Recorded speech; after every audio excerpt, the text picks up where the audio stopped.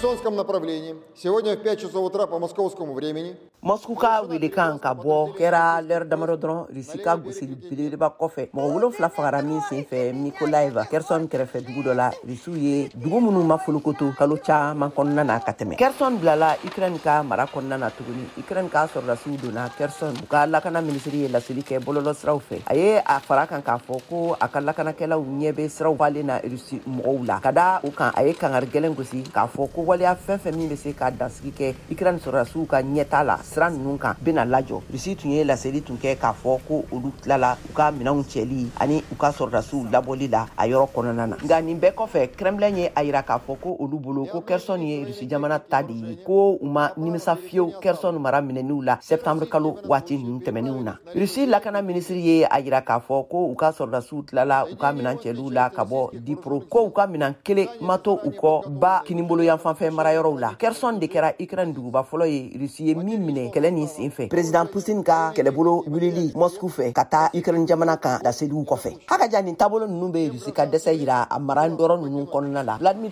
Putin n'ale ye Rusi jamana president ye a yira k'a fɔ awa ko semaya bɛ olu de bolo a taabolo kan. Jumadon na Kremlin ma sɔn abada a ma k'a fɔ ko marabolo ninnu kofɔlen ninnu labilala u fɛ. Dmitry Peskov n'ale ye Kremlin ka kumalatɛmɛla ye. Ye laseli kɛ kunnafonitigiw ma k'a fɔ ko siga kelen tɛ a la k'a fɔ ko nin ye jamanaba kelen faralen ɲɔgɔn kan de taabolo ye n'a bɛ wele nanzarakan na ko Fédération de Russie k'o de ye ko yɛlɛma foyi tɛna se ka don o taabolo ninnu siraw kan a ka fɔ la.